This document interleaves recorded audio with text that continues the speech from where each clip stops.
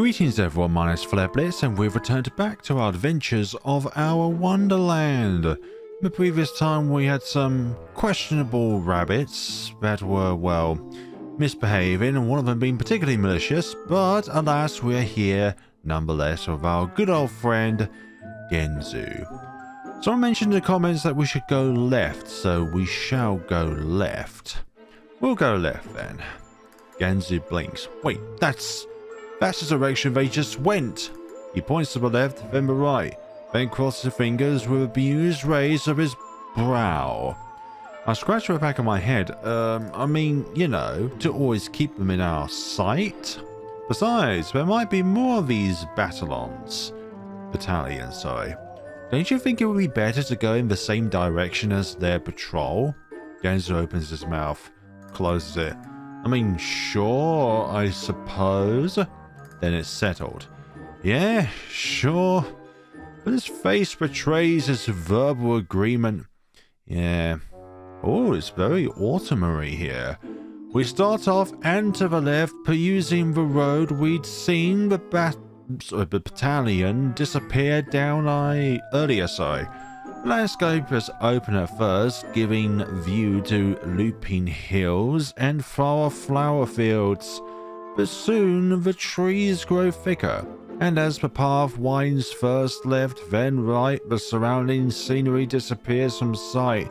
That's probably why the rabbits do like a right, left, right, left, left, right, left sort of thing, so they know where they're always going. It's darker now.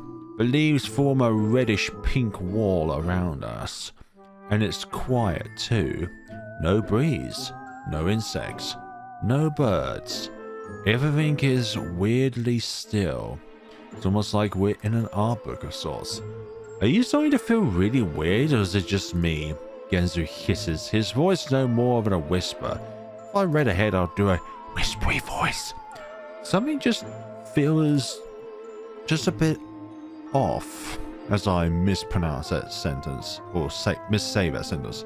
It's then that I see it, just up ahead. The battalion has stopped in the middle of the path. Genzu quickly yanks the back of my shirt, pulling me off and into the trees with a hissed curse. But whether it feels fast enough or not is yet to be determined. I see the ears of the lead rabbit twitch left then right. Presumably these rabbits have good hearing. He turns around with a shuddered jerk, looks from rabbit to rabbit. His entire head twitches. There's someone here. His eyes dilate, then undilate. He blanks and twists his nose. I can smell them. Someone, sir? The left rabbit from the frontmost pair asks hesitantly. So if we're in the right path, then the rightmost rabbit would be here, not the leftmost. Yes. The lead rabbit winces his gaze towards his underling, sending spittle and snot flying across the battalion. You question my olfactory perception? No, sir. Of course not, sir. You saw what I did to that other rabbit earlier. You don't want to be in the same vein, do you? Or vein. The lead rabbit sulks forward as the other rabbits dart out of the way. Droll drips from the gooey rattle of fur beneath his chin. At first, his routine seems meandering. A bit to the left, a bit to the right. The other rabbit's jumping back each time he changes direction. Soon, however, his destination seems all too clear. He's coming towards us. Oh, Genzu, I whisper with a shuddered breath. Genzu's grip on my shirt tightens. Come on. He tugs me back further into the trees and towards a patch of brush. What we don't anticipate, however, is the sudden swoop of the earth. Genzu goes first, his feet siding out from beneath him, and before he even has a chance to think about letting go of me, he takes me with him. And of course we go tumbling down into the leaves and twigs in a flurry of snips and snaps, which are perfectly audible. Genzu's back slams into the trunk of a wide oak, and I follow a beat behind, getting the breath stolen from me as that word collides with his chest. My head reels. My chin. Something hit my chin. My knee? I can taste blood in my mouth. Yeah, that's never a good sign. I bring a hand to my forehead with a groan, then finally wince my eyes open. Well, hi there. Hope you're doing well. Only to see Genzo look at me in sheer terror. No, not at me. Past me. I turn... Whoa, hi there. To see the lead rabbit mere inches from my head. And you are bloody drooling, you disgusting rabbit. My heart leaps out of my chest and I scramble back against Genzo in an effort to put any distance I can between myself and those yellow eyes. Found you? The rabbit smiles through his crooked teeth. I don't register what happens after that. 1 second, his breath is coming down hot on my face and neck, and then next... Whoa. Shatter through the heart. There's a hole in my stomach. Oh, both of our stomachs. I think this is game over. I'm not gonna lie. Yep, the ace has ended our game. I cough, splutter, blink in disbelief. The spear. The spear is inside us. Through me. Another cough. This time, blood bubbles up between my lips, forming a shuddering balloon that splatters inky redness across my cheeks and nose when it pops. Genzo? I think Genzo's already dead by the sheer amount of blood on him, but Genzo's silent behind me. There's a strange warmth swirling around me, swirling up through me. Ooh. Oh dear. Blood pumps out from the putrid skin of my stomach across the handle of the spear, coating my fingers, spilling onto the ground. My vision warps. Yep, I think you're starting to become blurry. Yep. Through the darkening cloud, I see the rabbit reach down, yellow eyes like the headlights of a car in the fog. He grabs my face, my cheeks, claws curling into my skin. We'll be eating well tonight. Damn, these are some carnivorous rabbits, aren't we? Then everything goes black. I think this is what you call a bad end. Yeah, game over. Oh, dearie me. So is that why the person in the comments section below, or in the previous video, wanted me to go left? Unfortunately, you were skewered. Yeah, we can kind of see that. We were impaled in a way. But the rabbits did eat well that night. Oh yeah, there's a positive. They ate well. Would you like to restart from before your most recent choice or return to the main menu? Yeah, I'll go from the last choice, thank you very much. For goodness sakes. Who knew that going left was the worst choice ever? But this is a dreamland. Last time it just said left, then, right. Now it's given us different choices. Almost like we've been here before, so that's why I'm going to say that. Yeah, go left anyways. What if that's going to be a different choice? We're going to try the right path. Yeah, there's no way I'm going left. That feeling of dread is just too strong. What, it's like, you know? We'll go right then. An excellent choice, mon captain. Yeah, we'll go right, even though it looks exactly the same as the left. No matter what choice you select, left or right, you're going to end up in some kind of weird scenario. It's quiet as we walk. No breeze rustles the trees or sends shudders through the grass. No insects buzz from leaf to leaf. Not even the far-off call of a bird breaks the silence. The tall clusters of fiery red corridor us in as the river of dirt directs us left and right like the waters in a canyon.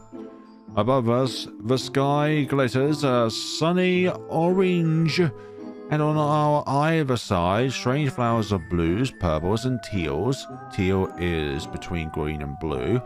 Dot the grass between the trees, some of them twisting and curling up the thick trunks like kaleidoscope vines. Oh, I forgot to ask. Genzo's hands on his pocket. What did you wish for? I wish for that rabbit to not follow us. God damn it.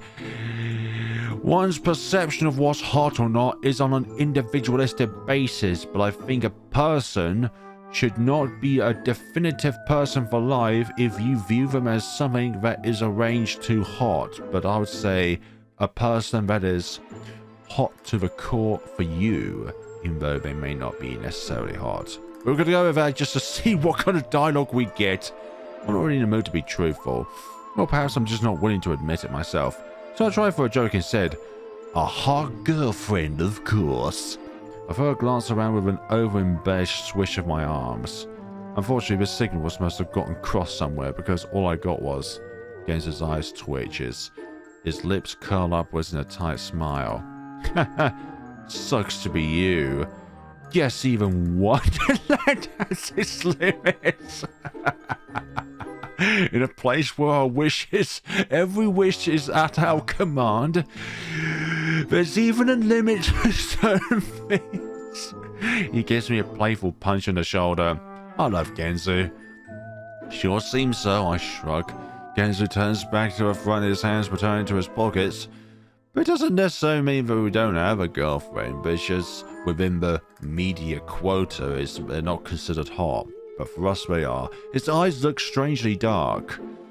We round another corner, and this time the path opens up into a small clearing. An outcropping of rocks overlooks a small pond at the other end.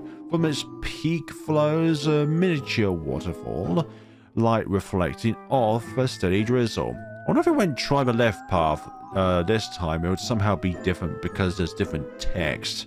I take a step towards the pond. Maybe I'll try that at the end of the video. Only for Genzo to grab the back of my shirt. Oh, are there rabbits here as well? Oh, great. He quickly tugs me back behind a nearby tree. What the? Oh, 2 seconds later, a rabbit soldier appears, his nose twitching, his eyes touching the ground. It's not the Ace of Heart one. My heart leaps up in my throat at the thought of how close I was to be seen.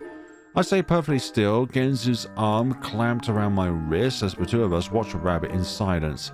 He's looking for something, that much is clear. He wanders to the left and stops. To the right and stops. Twitch, twitch, sniff, sniff.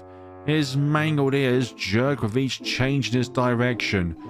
Where are you? I glance up against the chest tight. What's he looking for? You two? He heard something and he's looking for yous. And if I know, Genzo hisses. Something squeaks.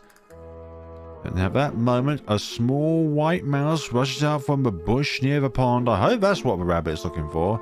It circles once, twice, tiny tail dusting the ground, then dashes off for the trees. There you are, the rabbit takes off.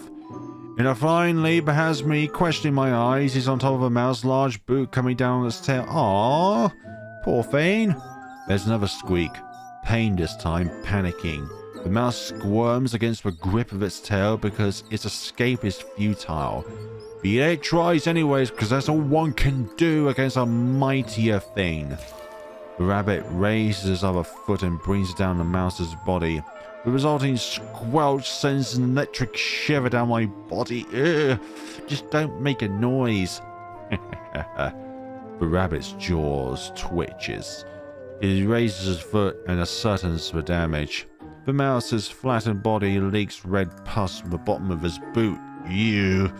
And the mouse's head, which had escaped the direct impact, hangs limp from the remaining sinews, like a flabby piece of meat hanging off the edge of a sandwich. And that's not a very nice sandwich as well.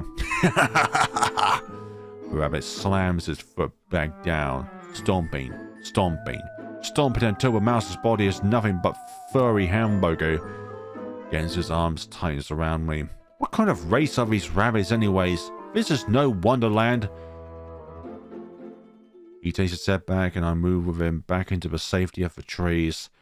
What we don't anticipate, though, is the slight dip in the ground. Genzo loses his footing. Oh no, thing goes down, taking me with him. The sound of us hitting the ground sends the rabbit's ears skyward. His head jerks in our direction. Who's there? His spear is already at the ready. Genzo and I scramble to our feet, but the damage has already been done. The rabbit is staring straight at us. Genzo's arm shoots out in front of my chest. The rabbit cocks his head first to the left, then to the right. His right eye twitches, then widens.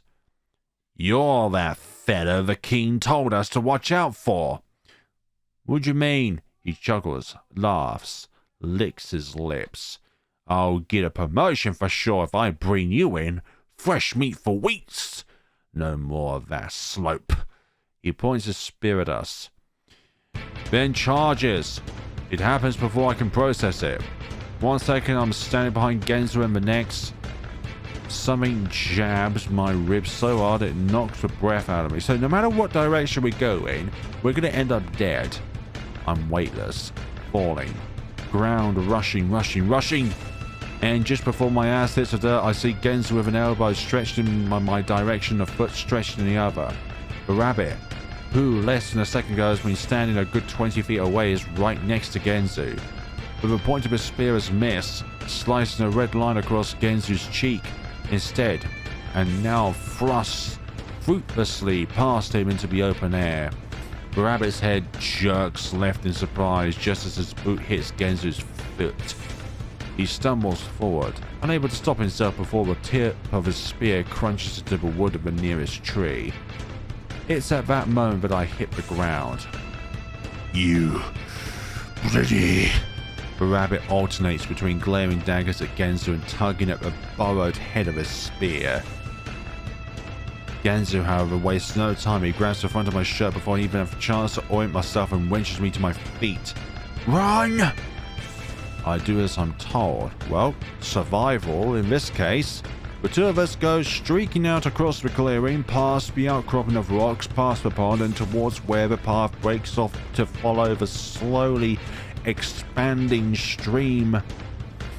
How the hell were you able to do that? I huff as my lungs fight for air. Just heard him coming is all. Genzo wipes at the blood dribbling down his cheek. Right on our river and growing cliffside on our left we run, the sound of our footsteps in time with the thudding of our hearts. What do you mean by that fella the king told us to watch out for? I pant, trying to get my thoughts in order. I wonder if anybody who enters this wonderland has been notified to the king, in which they, as a presence in the wonderland, need to be captured. But before either of us have a chance to answer my riddle of a question, Genzo skids to a halt. I follow suit, eyes growing 10 times the size of my head. What are we looking at here? The ground in front of us is no longer, well, ground. It's cotton candy! No, it's clouds. It's soft, lumpy, and pink. Yes, it's the Alaskan bullworm from SpongeBob. A giant slab of lopping flesh splayed out across the path and wide, 20, 30 feet across. It's a ton. Yep, definitely the Alaskan bullworm. And it's connected to the largest eyeball I've ever seen in my entire goddamn life. Whoa. It's round and wet and sitting beside of a cliff face as though perched atop a throne. At our appearance, its oversized pupil swivels with an almost audible rumble to stare straight at us. I'm glad eyes were not this big when playing Ebb. What the god? Genzo perfectly verbalizes my own thoughts for me. I don't remember that being here before. So Columba's lies. I take a step back from the slimy pink hunk of flesh draped across the path and lapping at the river water on the other side. So if the eye is that big and the tongue is that big, I don't know what the size of the rest of the being is. You couldn't pay me enough money to walk across that thing. Genzo looks about ready to retch. Yeah, but what's going to be more harmful, the tongue itself or the rabbit behind us? Despite my mutual feeling, I also know that rabbit's going to be on our asses in a matter of minutes, if even that. I quickly scan our surroundings, looking first at the steep rocks to our left and then to the river on our right. The cliff seems to be out of the question, but the river isn't too wide, and there doesn't seem to be much of a current. Just as I'm studying the intricacies of the water patterns, I feel a tug on the hem of my shirt. My head snaps down, eyes refocusing themselves just in time to take in the sight of a small creature staring up at me. Oh, a small creature. Hello there. Okay, it was not what I was expecting. I jerk backwards with a cry of surprise. This is what you call a suspicious fruit. What the hell is that thing? Genzu comes up behind me just as I recovered enough to ponder the same question myself. It's small, only comes up to my knees, but its head is large, puffy, and oblong. And red. Bright red. Almost like a tomato. It's almost as if it is a tomato, but has grown too much. And grown with wrong things as well. Two beady black eyes rest above its ginormous something-eating, manure-eating grin, and its stunted pocket arms waver slightly with each heave of its chest. What do you want, little guy? I pop a squat, hoping a decrease in my height will make me appear less of a threat. It wobbles something incomprehensible, sorry. It's a rather weird word, then waggles its tentacle-like arms off to the right. Oh, there's a bridge over there. I turn my gaze in the direction it's pointed to see a neat wooden bridge stretched across the width of the river. Hey, there's a bridge! My brows furrow. I swear there wasn't there before. You're trying to help us then, are you, little dude? Then it's Genzu's turn to kneel, though he has a lot less height to lose. The creature joggles its arms again with a happy wobble. It certainly seems like it wants to help us, but I can't shake the oddity of the bridge. There's no way I wouldn't have noticed that when I was surveying our surroundings earlier. Still, our only other hope is... I turn to look at the hulking ton again. There's a stagnant pool of saliva saturating the dirt in front of it. And that giant gooey eye is still watching us. It's got its eye on you. Okay, bad joke. I clench my hands in my curls with a groan. There you are. Oh, it's the rabbit from before. I spin around and there's the rabbit, only to see the rabbit at the end of a path, spear pointed right at us. My heart promptly drops in my stomach. Blank! Genzu takes a step backwards. Even our tiny acquaintance brings its arms up to its mouth in fear. What are we doing, Iggs? I can already see the rabbit rearing up for a charge. I have to make a choice now. The bridge or the ton. And I've never had to say those two words in sync like that in my entire life before. Even though they both end with E. And also in this case, we both end with a question mark. Obviously, we're going to go for the ton. There's something wrong about that bridge. Too wrong. It's almost like if it's a mirage. And in that moment of indecision, I choose to go with my gut, as much as it pains me to do so. Damn it! I groan. To the ton! To the ton! What? Genzu squeaks, or squawks, his voice raising about 2 octaves. But there's no time to explain. I grab his sleeve, even if he's throwing the creature a pained look, and drag him towards the heaving pink slab, which is going to envelop us, most definitely. We clamber on top of it just as the sound of raising footsteps fills the air behind us. Our fingers and knees sink into the oozing, squishy flesh. Immediately I'll roll forward to escape the edge and the rabbit's potential grip, flopping down atop the pervious mass. Once Genzu is safe next to me, I throw a glance back to the rabbit glaring at us angrily from solid ground. Perhaps it can't even do that. Perhaps it can't even follow us. He's not following us, I muse. But that could also be a bad thing.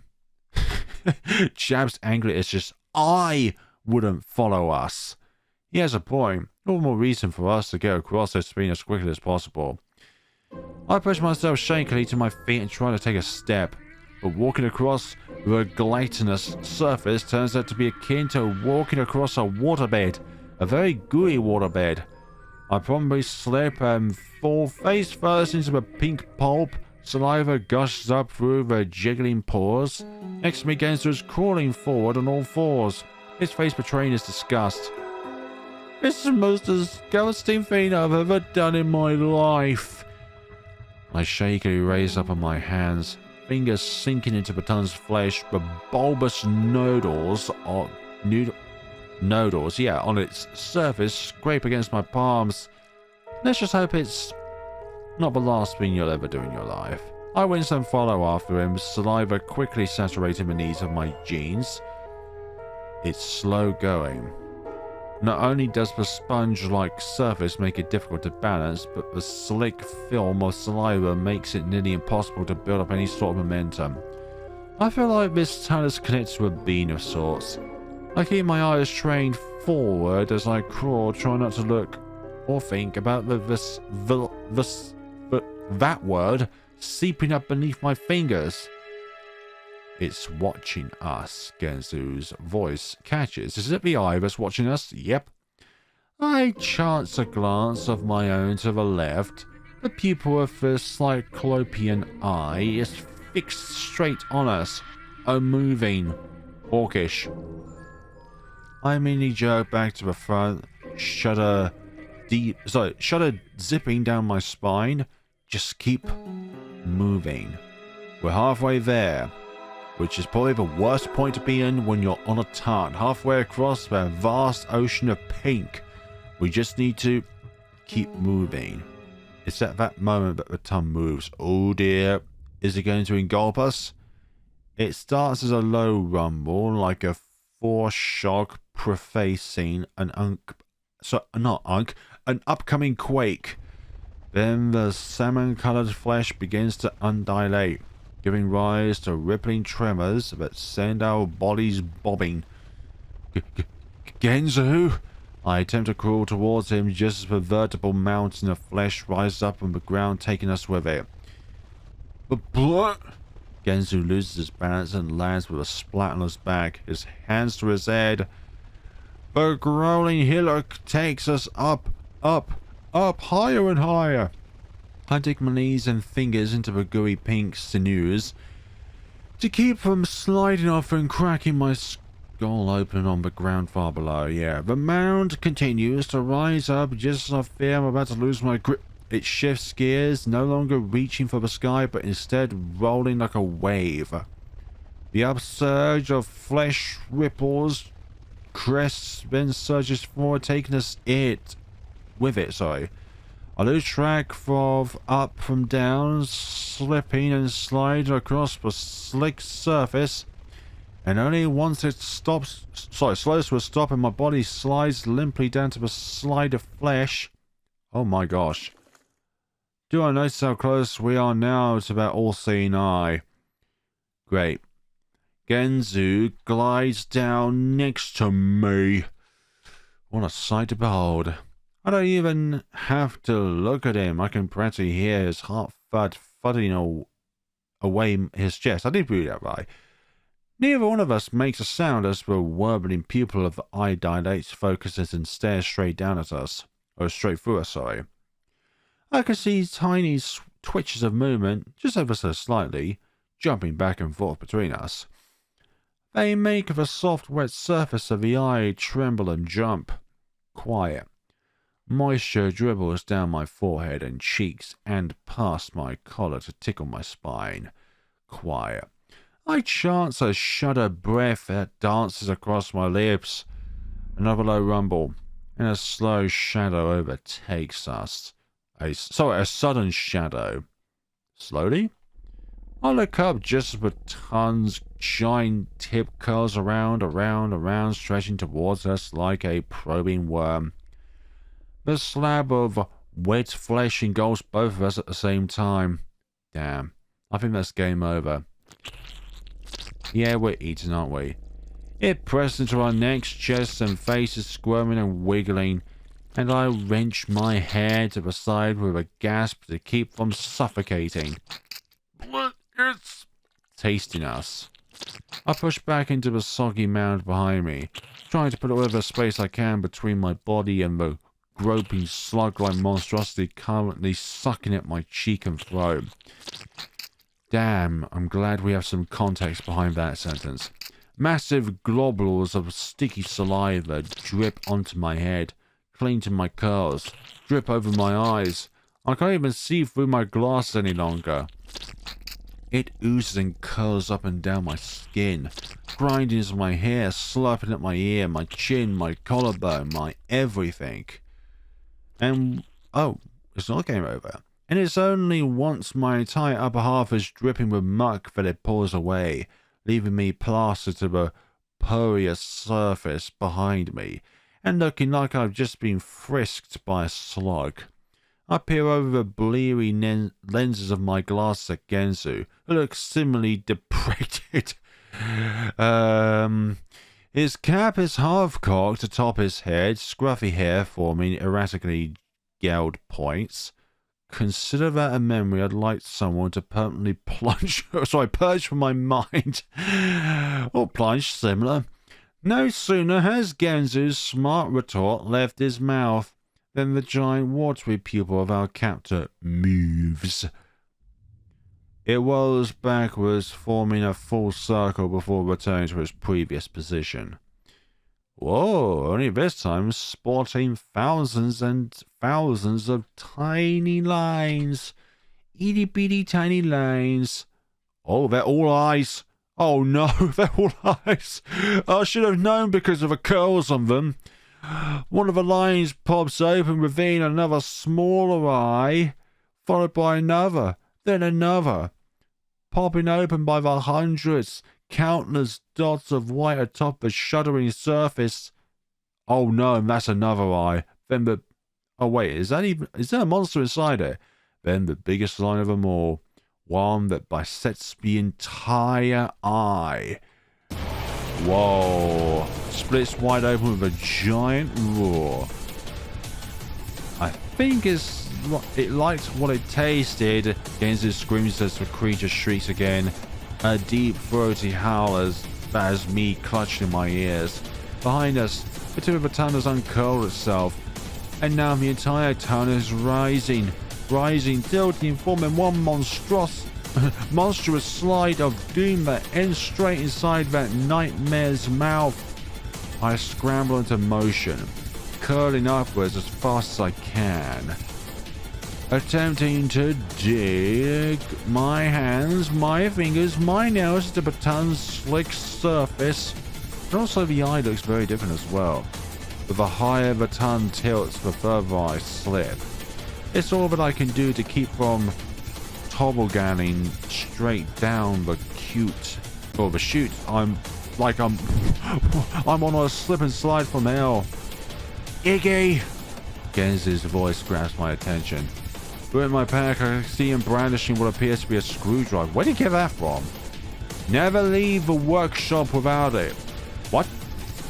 But before I can question his motives, he slams the sharp metal end of his trusty bike tool into the quivering flesh of a ton. The reaction is immediate. The beast howls, so loud that it feels as though my heart's twisted into vertebral nothingness. Then the ton jerks, flails, wreathes in pain. Grab onto me! I don't have to be told twice. Oh, what a sight to behold this is, honestly. And there's a bit of blood protruding from it as well, with a lot of goo as well, or saliva actually. I launch myself at Genzu and latch onto his waist, sorry. Never before have I held onto something so tight. I clasp my fingers into the fabric of his pants, trousers in England, and dig my fingers into his exposed belly. Above me, Genzu's clutching desperately at the handle of the screwdriver, jaw taut and muscles tight. Another roar from down below. It's getting really angry now. The ton bucks, thrashes, each bounce sending us up and down, slowing back into the spongy surface with juicy splats that take the breath out of me and rattles my brain. But somehow I keep my grip on Genzu, and somehow Genzu keeps his grip on the screwdriver, and somehow the screwdriver keeps its grip on the ton. The roar morphs into a wail, and the muscles beneath us grow suddenly taut. I open my eyes through a peak, not even realizing I had them closed just in time for the entire ton to reel back and, in one whip-like lash, chuck itself forward. Genzu and I go flying like rocks in a slingshot, first a few feet over the ground, then slamming into the dirt and rolling, 5 feet, 10 feet, 20 feet. before finally and unceremoniously slapping onto the pebble-strewn path like a pair of wet fish. Oh, sorry, pebble. What a sight! What is that? Oh dear. Did we really just do that? Yeah, we did just do that. Twin puddles of saliva turned the ground dark beneath us. My head's still spinning. I'm not even sure I'm still conscious at first. I open first one eye, then the next. Then, with a groan that's half agony and half disgust, I push myself up on my palms. Thick, clammy streams of goo stretch between my skin and the puddle below. My gosh, it's like these two play Toilet in Wonderland, but in real life. Genzu rolls over. His cheeks are painted with glossy droll. Nothing could ever go wrong here, huh, Ix? Exactly. We experience everything now. Nothing could surprise us anymore. His laughs and hacks another wad of saliva onto his chest. That's not even our saliva. That's the saliva of that bean, for goodness sakes. But are we in the clear? Are we in trouble now? Was the bridge for game over?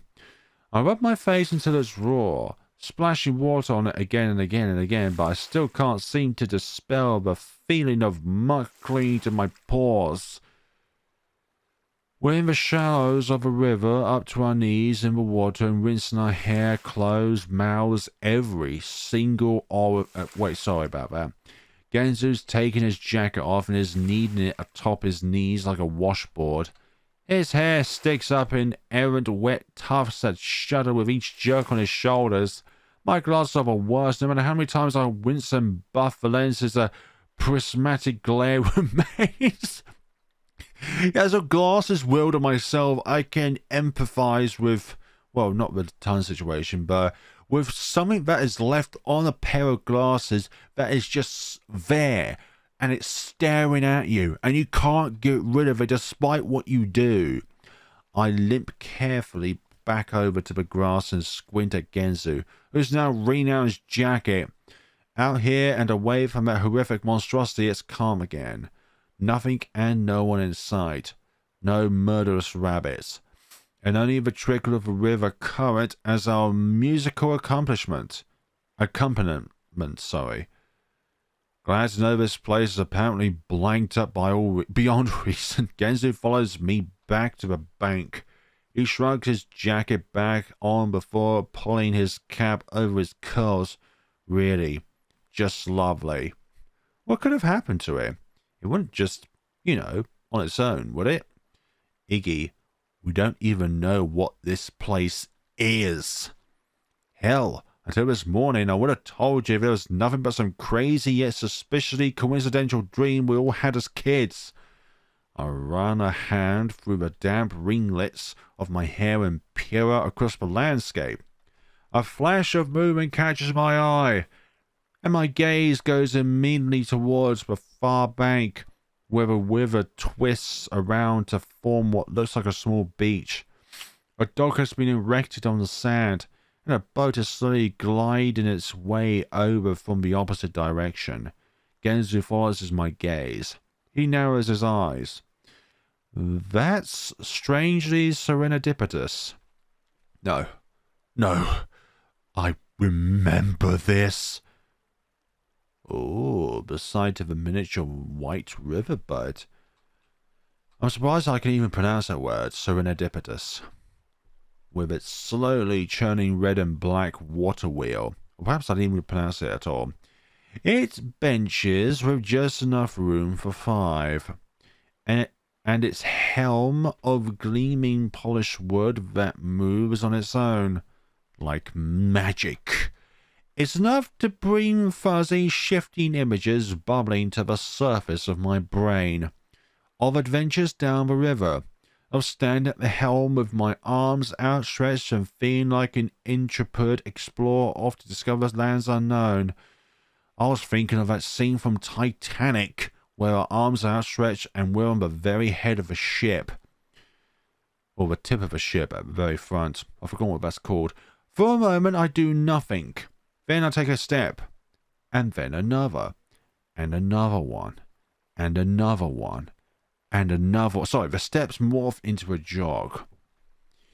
I get to the wooden steps of the dock just as the boat comes to a halt on the other end of the pier. Jesus, Genzu huffs behind me as he runs to catch up. To the left of the dock is a cheery red and white sign with the words Kiddie Cruise. Ha ha, cruise spelled with a K because it sounds like a C as well. Past it, I see the River Fork.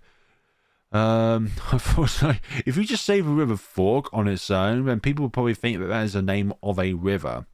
It just keeps going into rows of three, though. Sorry, three. With the right channel leaning back along the direction we just come, and to the left leading deeper into the unknown. What about the middle? I point towards a boat like some sort of overwrought tour guide. Oh, fork can mean two or more. I just forgot about that. We can take this. Better than walking, that's for sure. You've got to be goddamn kidding me. Oh, I'm sorry. Did you want to stay on the road with the giant man-eating eyeball and the homicidal rabbit guards? Genzu raises a finger then lowers it with a shrug. Come on, I remember riding this all the time. I urge as I start up the steps. Yeah, but that was back there and when Wonderland was a wonderland, and I could dream of a hot girlfriend. My ascent is halted, however, by a jovial high-pitched voice from the other side of the railing. Come and ride the kiddie cruise and sail the waves for days. That's not high-pitch. Adventure like you've never had at the end of your malaise. I stop, blink, and wonder how I'm going to pronounce that word. That was a flower source. Then lean over the railing for a peek at the ground below. It's a flower. Brilliant white petals adorn its oversized head, and its glossy green leaves shimmy with its dance-like movements. I don't think it's a... Is there a daisy? I'm not too sure now. But this thing reminds me of Piranha Plant from the Super Mario games. It has no mouth. Or perhaps not one of those, since Piranha Plants from the game does have mouths. But some other words form all the same. Melodic and sprightly. Gentle sailor, pack your bags for perils on the prowl. Just don't be fallen overboard, or else you'll need your towel. Genzu wanders over, hands on his hips. The flower comes up to his waist. It twists atop its roots as though looking up at him. Cap of orange scent of height, or scant of height. The pallid yearnings you cloak in trite are more glaring than your loss of sight. Did you really have to say loss of sight? For goodness sake, you insensitive flower. I raise a brow. What's that supposed to mean? It means a cheeky flower's about to get its roots flayed. That's what? Genzu rolls up his sleeves and takes a menacing step forward. The flower brings its leaves up to its chalky yellow that word as well as slapping its hands to its cheeks in fright.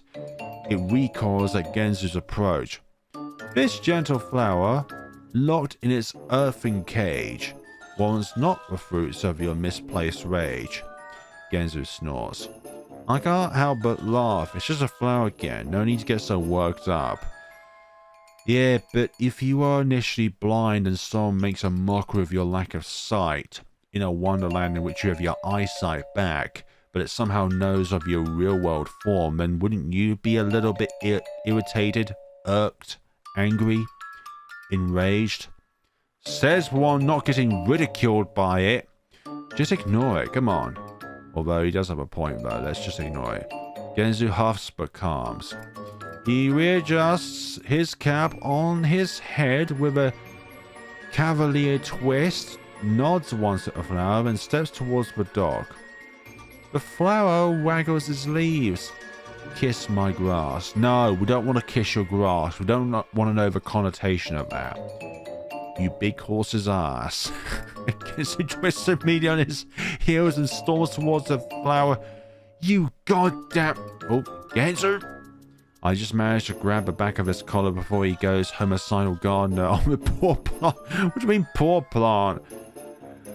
I pull him back towards the steps of the dock.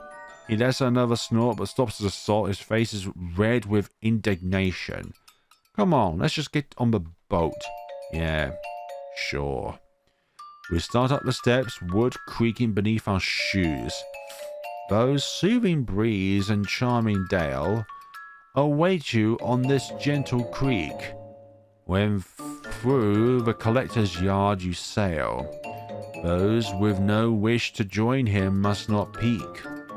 What kind of child riddle or child fairy tale are you glancing on about?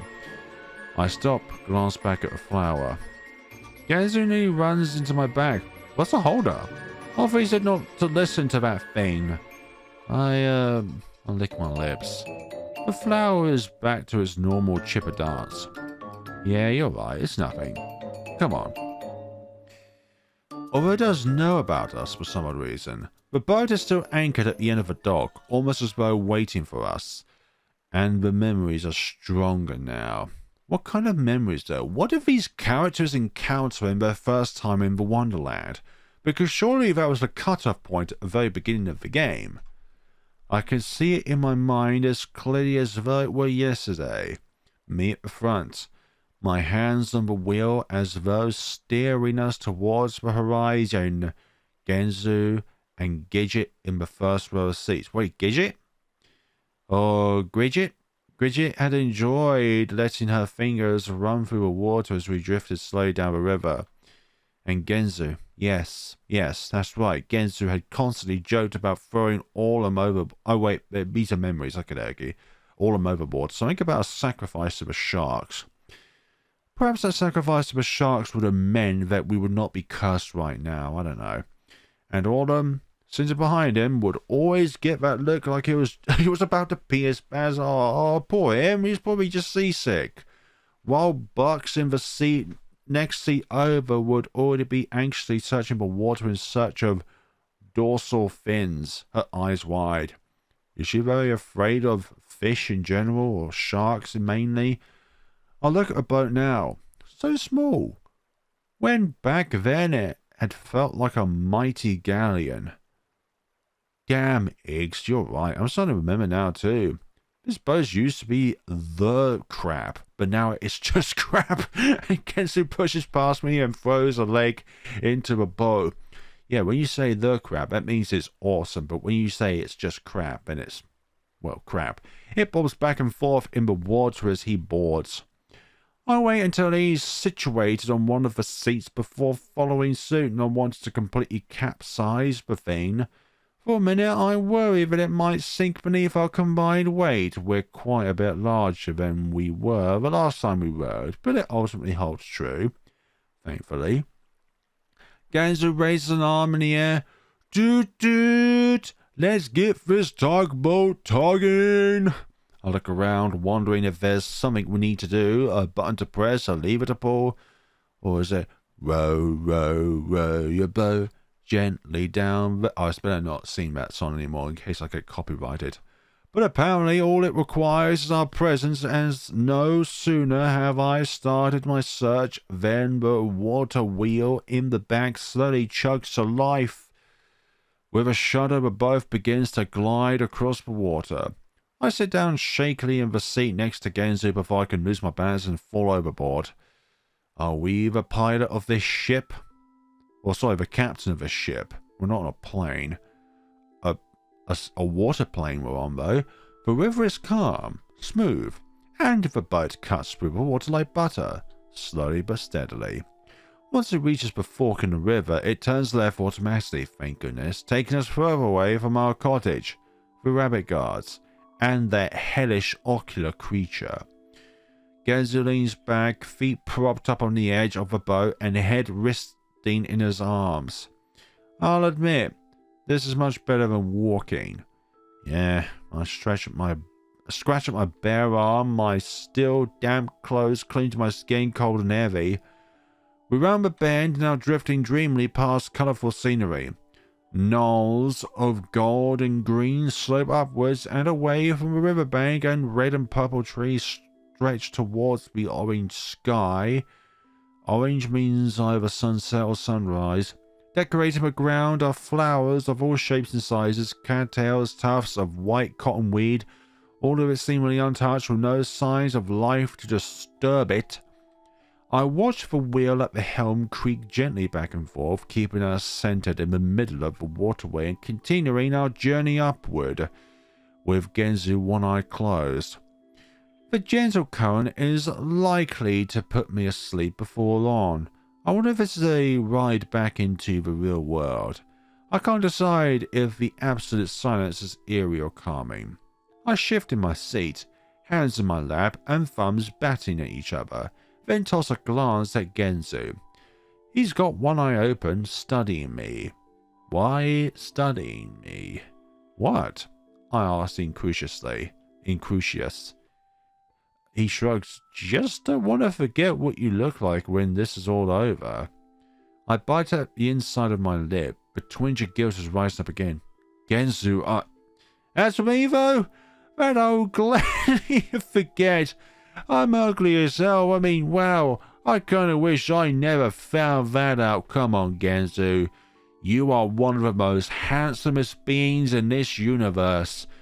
And you are compared to those rabbits. And those rabbits, they're hard to lose to. I roll my eyes. You're not ugly. Maybe compared to Orlum, I'm sure he really takes the cake. He was gassy enough as a kid. Come on. We don't choose our spawn in life. He sits up, hands clasping and unclasping.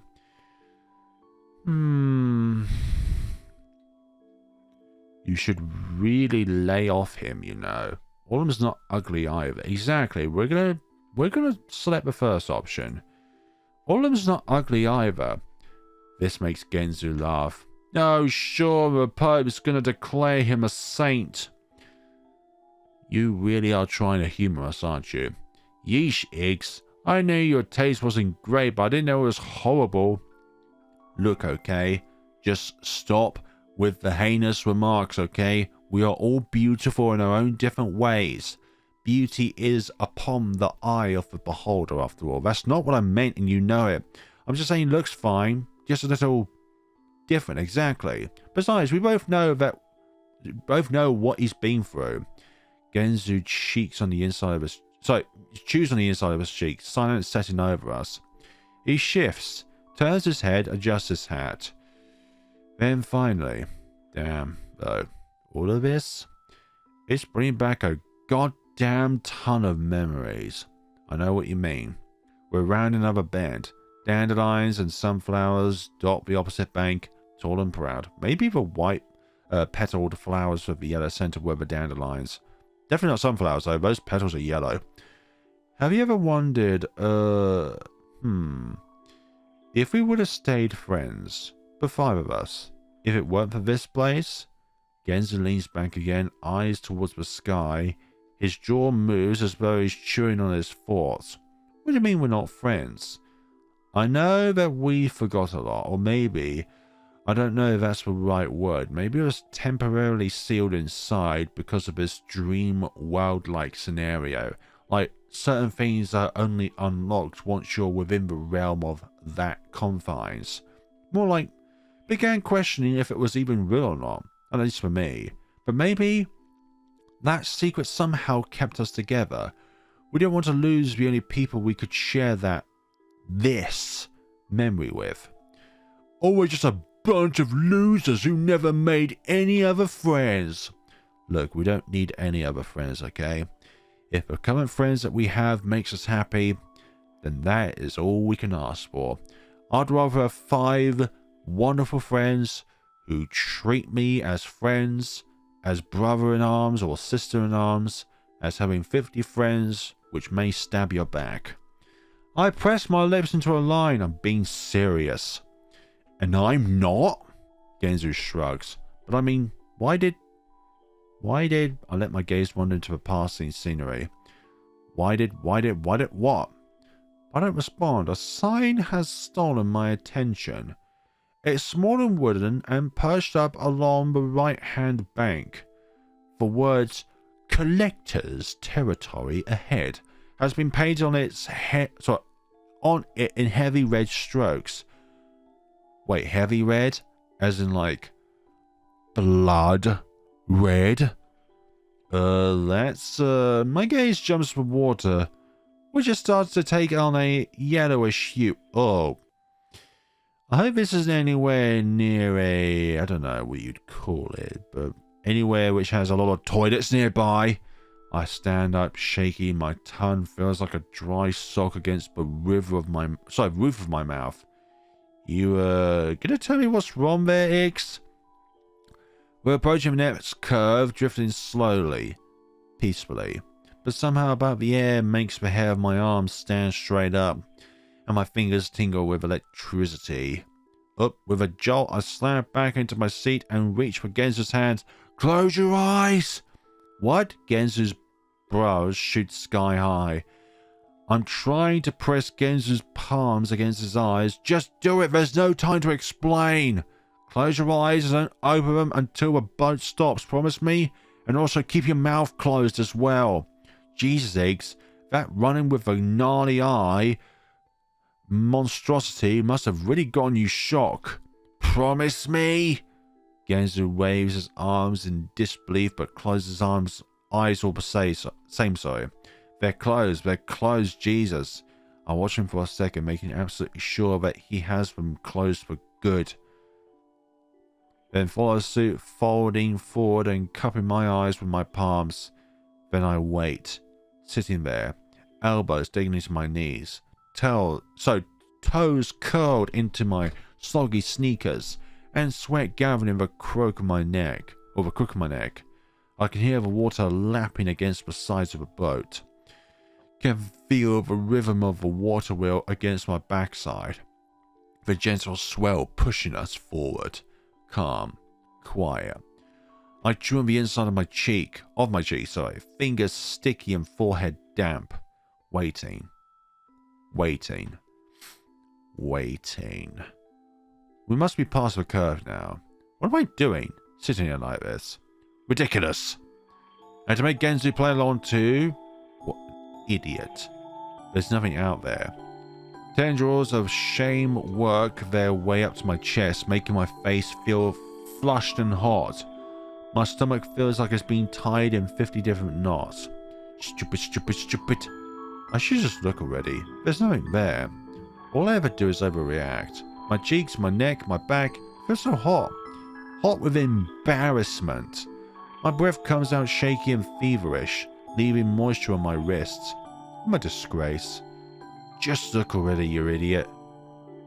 Of course, we are going to leave it here, folks. Shall we look, or shall we keep our eyes closed for the hopes that we are right and that the computer is wrong?